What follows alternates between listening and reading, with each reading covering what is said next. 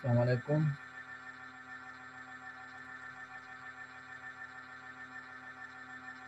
आवाज़ आ रही है? फीडबैक दे देते हैं। जी सर, आ रही है आवाज।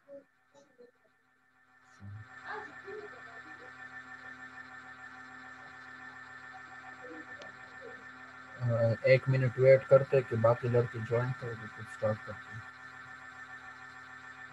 Okay sir.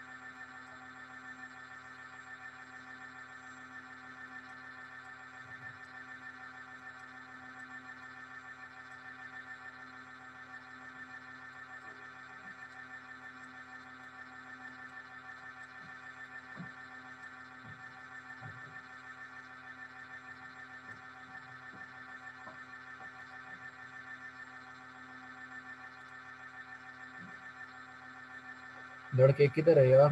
अभी सिर्फ 2 लड़कों ने ही ज्वाइन किया।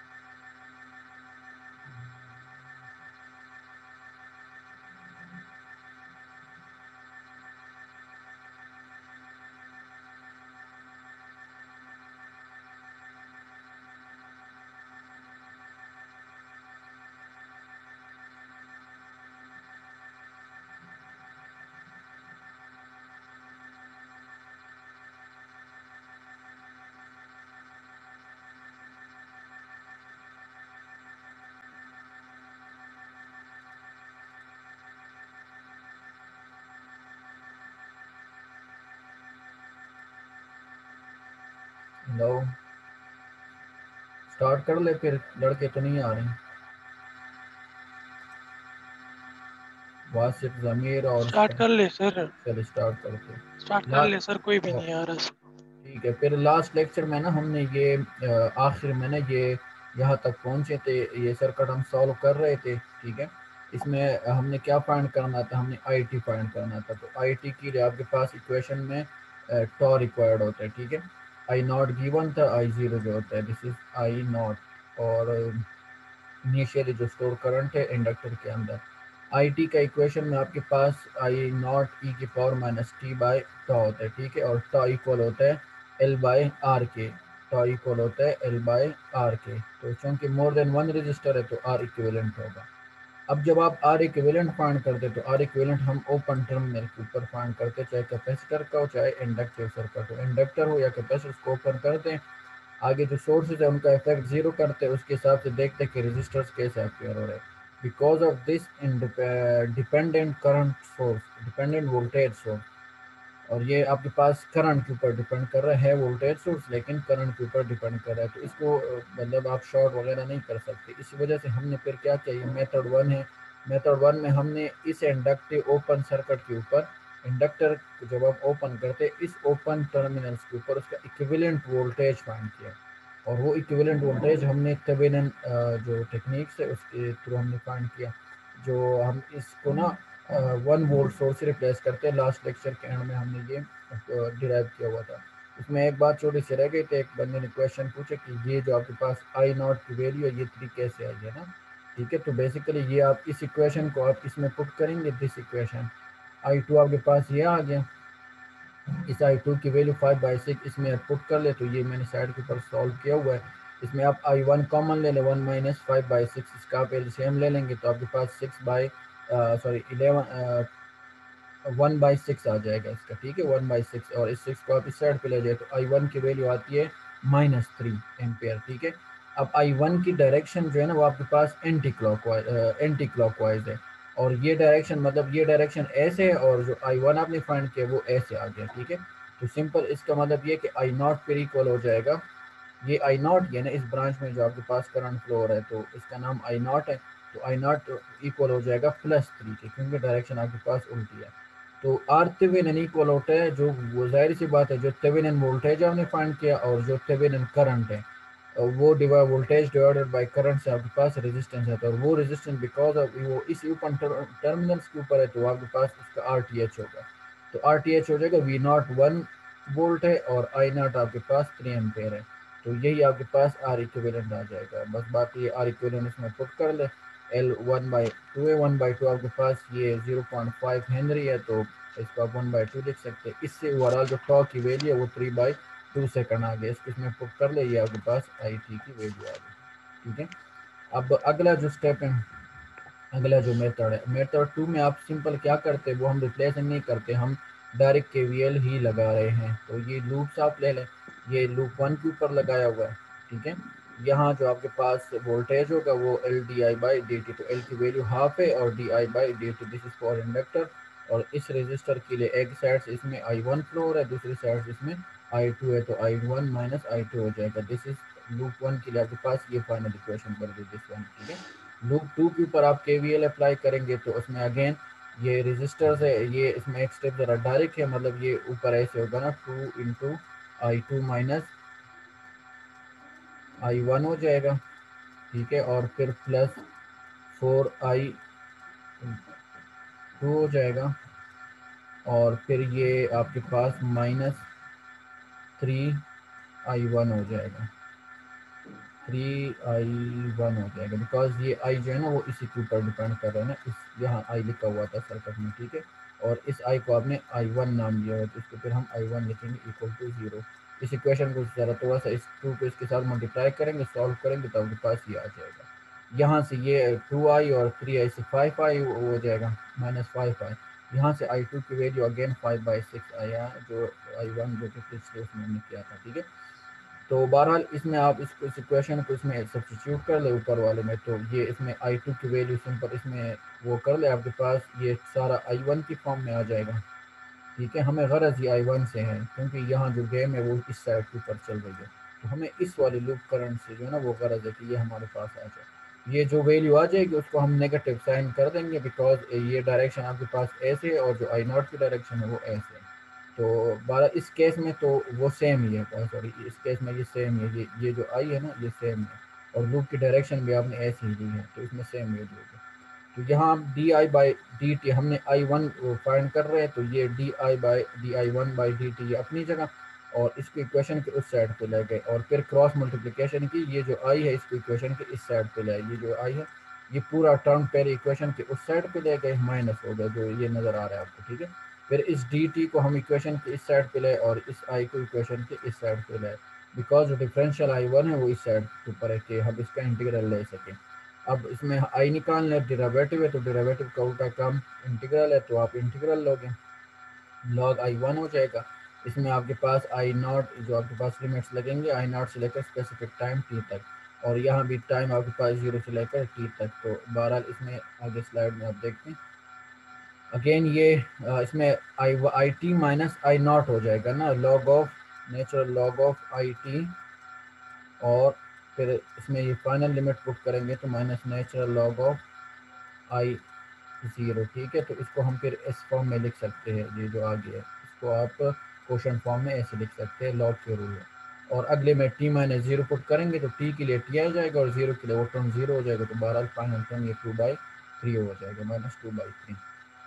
तो आगे फिर हमने I/, ये निकालने हैं, तो लॉग का इनवर्स ऑपरेशन जो ये एक्सपोनेंशियल की पावर में लेंगे, लॉग लॉग के साथ कट जाएगा, IT इसकी इक्वल आ जाएगा दिस वन, ठीक है।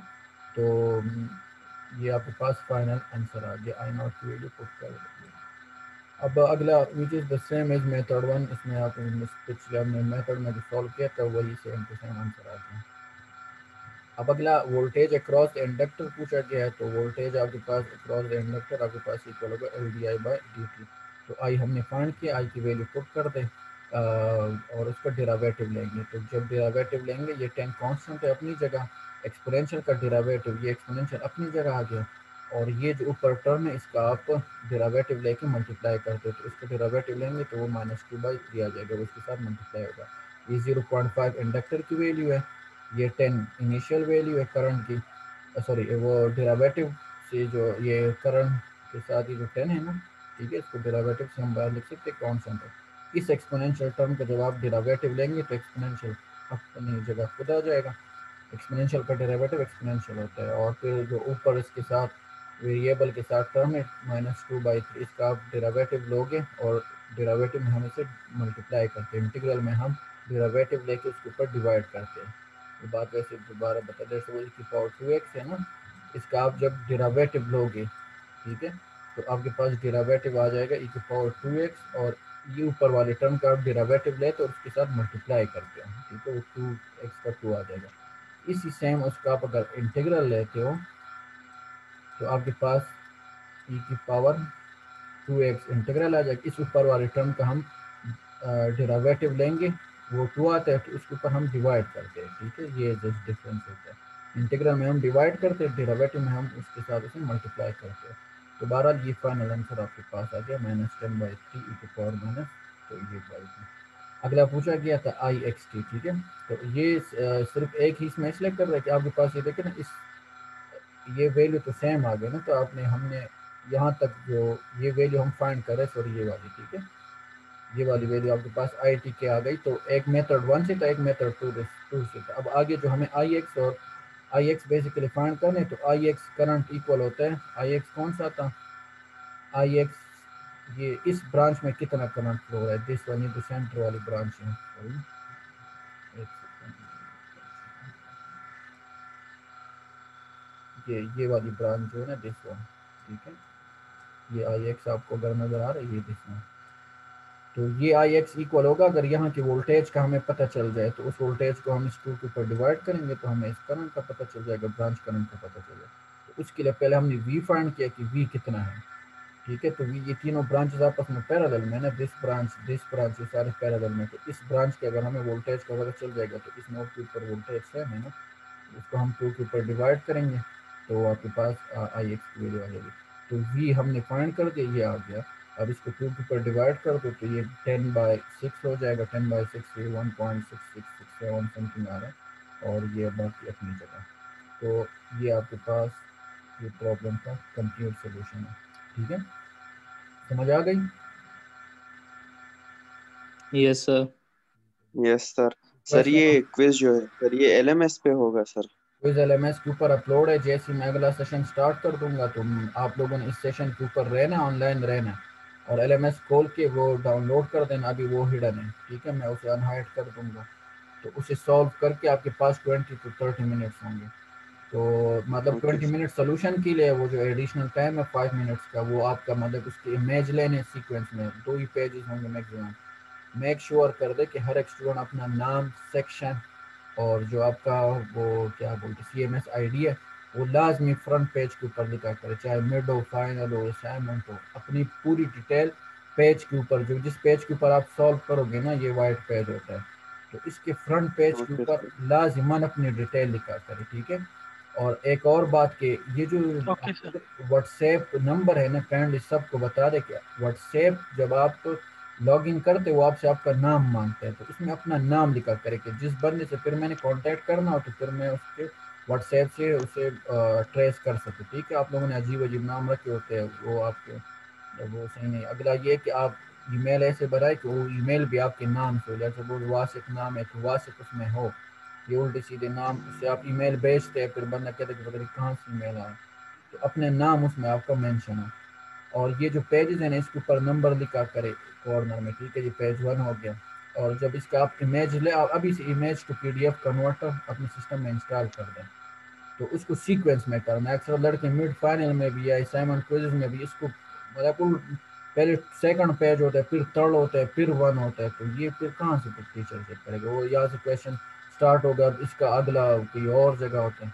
तो करंटली अब इतना आप मैच्योर हो गए कि इसको आप सीक्वेंस में कर सकते, ठीक है, अपनी डिटेल दिखा कर। और असाइनमेंट 1 भी मैंने अपलोड की हुई है वहाँ, तो उसमें 8 दिन है, वो आराम से वो चैप्टर नंबर 6 ही क्वेश्चन हैं, तो काइंडली उसको सॉल्व करके वो भी शायद असाइनमेंट 1 में एक ही क्वेश्चन है, तो वो सॉल्व करके 8 दिन है आपके पास, आराम से उसको अपलोड कर दें, ठीक है। अब अगला इसी के ऊपर एक और ठीक क्वेश्चन करते ठीक हैं। है सर। ये बेसिकली वही जो हमारा लेक्चर है RL सर्किट ना, उसके क्वेश्चन अभी स्टार्ट है, रजिस्टर और इंडक्टर सोर्स फ्री नेटवर्क का। अब इसमें देखें ना, इंडक्टर नज़र आ रहा है, ठीक है। अब चैट में क्या पूछ रहा है, ओके सर ठीक है गुड। अगला ये है कि इसमें पहले ज़रा स्टेटमेंट कोई पढ़ लें। The switch is the switch in the circuit of this figure is has been close for a long time. अब इस और इस क्वेश्चन में क्या फ़र्क है, इसमें ना सोर्स नहीं था, लेकिन जो सोर्स की वजह से इनिशियल करंट था उसकी वैल्यू गिवन थी, ठीक है, ये 10 एम्पेयर। और इसमें अब वो इनिशियल वैल्यू नहीं गिवन, इसमें इनिशियल वैल्यू नहीं गिवन, तो ये नज़र आ रही है नहीं गिवन, लेकिन इसमें सोर्स अब गिवन है कि पहले लगा होगा, फिर हम हटाएंगे और फिर सोर्स फ्री रिस्पॉन्स फाइंड करेंगे। ये बात समझ गए। अब पहले ये स्विच क्लोज होता है, स्टेटमेंट के कि स्विच पहले क्लोज होता है लॉन्ग टाइम के लिए, और फिर एट t=0 इसको ओपन कर दिया जाता है, तो आप फिर आई टी फाइंड कर दें। अब वही मतलब सोर्स फ्री रिस्पॉन्स किसकी इक्वल होता है, वो आई टी इक्वल होता है आई नॉट ई की पावर माइनस टी बाय टॉ, और चूंकि आर एल सर्किट है, ये रेजिस्टर और इंडक्टर लगे हुए, तो टॉ इक्वल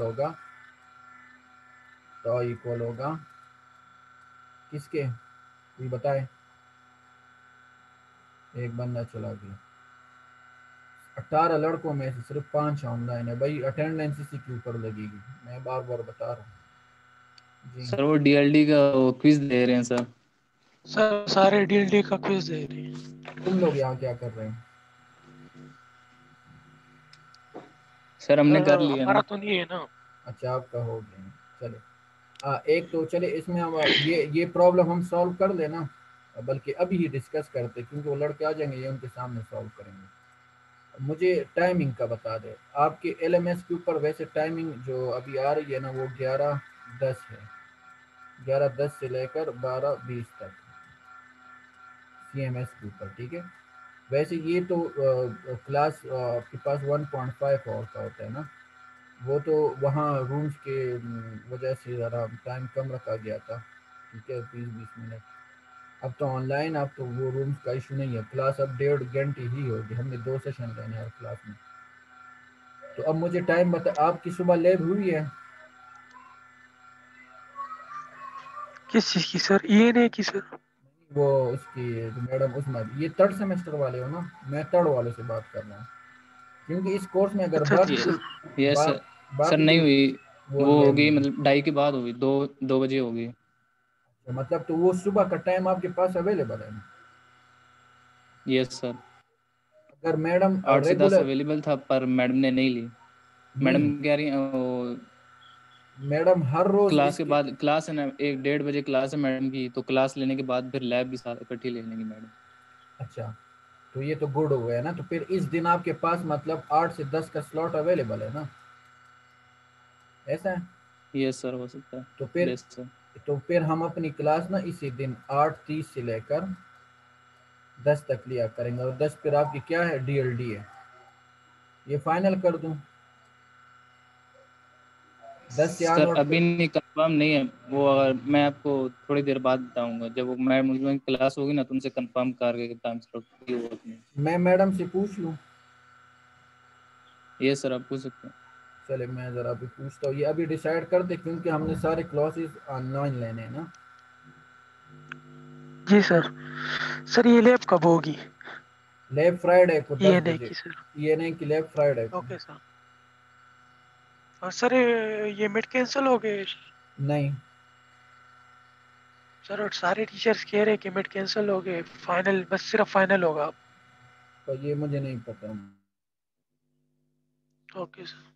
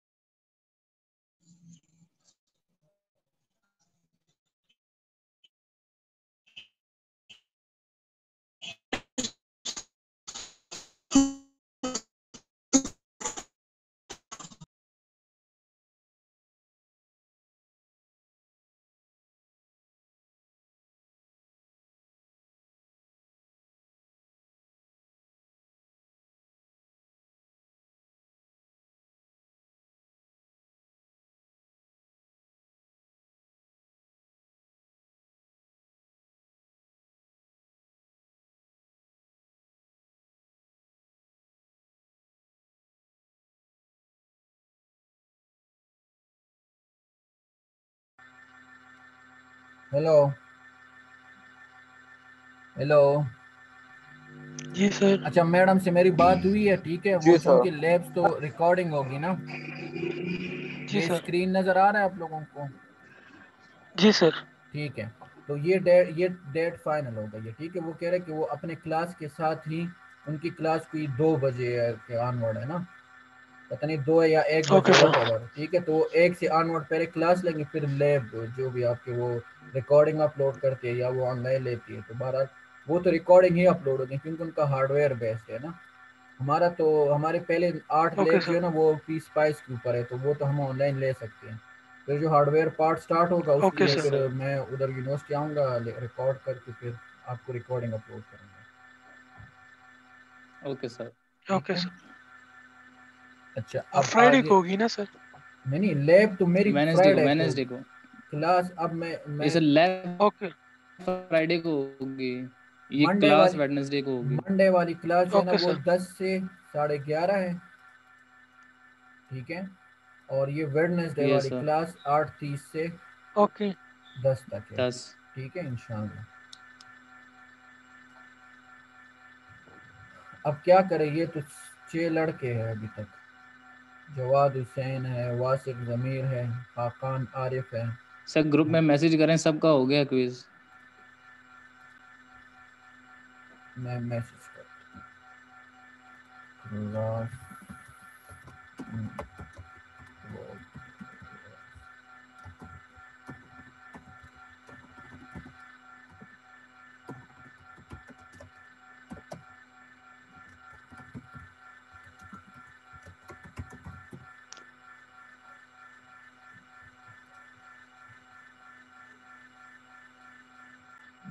अच्छा ये चीज़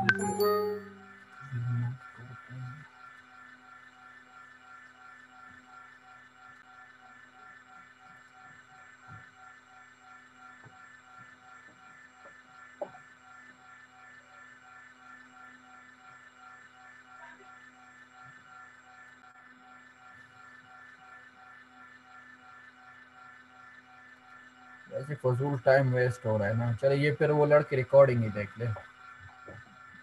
अच्छा ये देख ले, आपके पास इस सर्किट में जो मैंने तमहीद बांधी वो ये है कि आपके पास पिछले सर्किट में इनिशियल वैल्यू गिवन थी, बिकॉज सोर्स लगा हुआ था फिर हटा दिया था, उसकी वजह से जो इनिशियल करंट इंडक्टर के ऊपर था वो आपके पास स्टोर करंट, वो आपके पास 10 वोल्ट वहाँ गिवन था, यहाँ नहीं गिवन है। यहाँ सोर्स गिवन है, वो पहले स्विच क्लोज है लॉन्ग टाइम के लिए और फिर आगे आपके पास स्विच ओपन हो जाता है। तो इसमें ना हमने बस एडिशनल एक काम करना है कि इसमें ये जब स्विच क्लोज होगा उस टाइम इधर करंट कितना आएगा वो हमने फाइंड करना है। तो मैंने आपको कहा था कि हमेशा आपने सबसे पहले ये पहले कंडीशन क्या है कि जब t लेस देन जीरो है, तो t लेस देन जीरो के लिए स्विच क्या है, वो आपके पास क्लोज है। तो क्लोज है, इसका इक्विवेलेंट सर्किट बना दें।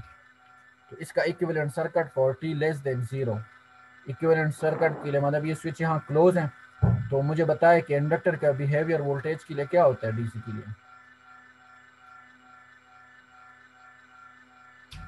सर ऐसे शॉर्ट सर्किट करेगा। थोड़े as a short circuit behave करता है।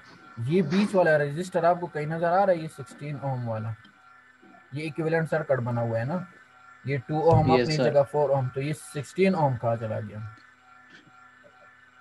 ये ओपन हो गया। सर वो ओपन। शॉर्ट सर्किट हो गया, हाँ, तो वो 16 ओम की बजाय ये शॉर्ट सर्किट से जाएगा very current. Good very good very good, ये सारा करंट इसी पाथ से फ्लो होगा, तो इसके साथ पैरेलल में जितनी चीज़ें हैं वो आपके पास उसके थ्रू जो है ना करंट फ्लो नहीं होगा। तो ये 16 ही इसी के साथ पैरेलल में पेयर हो रहा है, तो इस वजह से आपके पास वो 16 ओम वाला ब्रांच जो है ना वो हट गया, ठीक है। ये आपके पास इंडक्टर की बजाय हमने वो शॉर्ट कर दिया, इंडक्टर को शॉर्ट कर दिया।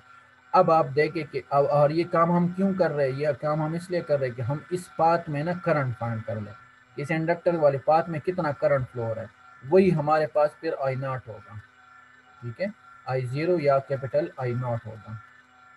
तो अब इसके लिए सबसे पहले इधर करंट कितना फ्लो हो रहा है, तो वो ये दो ब्रांचेज है ना, ये दोनों आपस में पैरेलल में।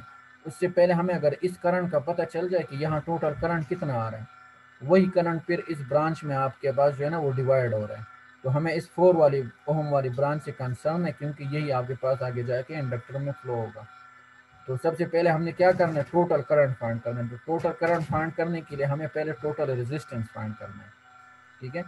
तो बहरहाल इनका इक्विवेलेंट रेजिस्टेंस कितना होगा, ये दोनों आपस में पैरेलल में, तो 4 और 12 पैरेलल में, इसका आप पैरेलल निकालेंगे तो इनका इक्विवेलेंट आपके पास 3 ओम आ ये सर जाएगा। 3 आ गया। अब 3 ओम आपके फिर पास 3 और 2 सीरीज में है। Yes sir. 3 2 सीरीज में है और टोटल वोल्टेज कितनी है, वो ऐड 40 है है। तो 40 बाय 40 है। 6 तो 8 एम्पेयर आपके पास टोटल करंट आ गया। इसको I1 नाम दिया, बार इसको IT भी नाम दे सकते हो, व्हाटएवर। अब वही IT आपके पास फिर ये जो I1 है बेसिकली ये डिवाइड हो रहा है इस ब्रांच में और इसमें, हमें इससे कंसर्न नहीं, हमें इससे कंसर्न है। तो हम करंट डिवाइडर रूल लगाएंगे। वो क्या कहता है कि register of the opposite branch divided by sum of the resistors in both the branches, ठीक है। तो 12 और 4 है, multiplied by the current entering in that particular node, ठीक है। तो वो I1 है। तो इसको आप सॉल्व करेंगे, I1 की वैल्यू 8 पुट कर ले इसमें और 12 बाय ये दिस 12 प्लस 4 इसको सॉल्व करेंगे तो IT की वैल्यू ये 6 एम्पियर आ गया। This is 40 less than 0। तो यही कर, अब आपने स्विच ओपन कर दिया तो इस इंडक्टर के अंदर यही करंट होगा ना, इस इंडक्टर के अंदर यही IT होगा।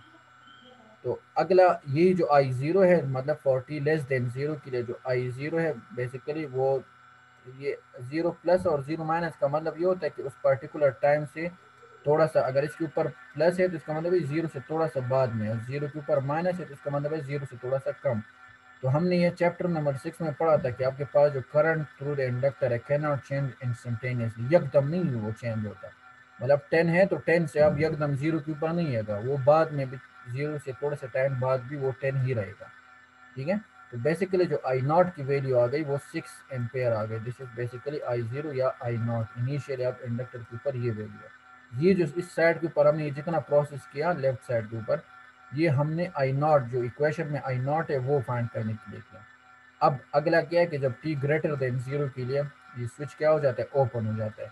तो ओपन होगा तो ये वाला टर्म आपके पास कट जाएगा ना, ये बाकी रह जाएगा। तो सबसे पहले हमने t ग्रेटर देन 0 के लिए इक्विवेलेंट सर्किट बनाना है।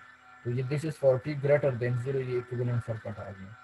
क्लियर है, ये सिंपल ये वाला पोर्शन हटा दिया तुमने। ये 12 ओम 4 ओम 16 ओम सारी अपने अपनी जगह। यहाँ 2 हेनरी के जो आपके पास इंडक्टर लगा हुआ है उसमें I0 बेसिकली आप उसकी वैल्यू हमने फाइंड की कि वो I0 क्या है, ये नीचे लिखा हुआ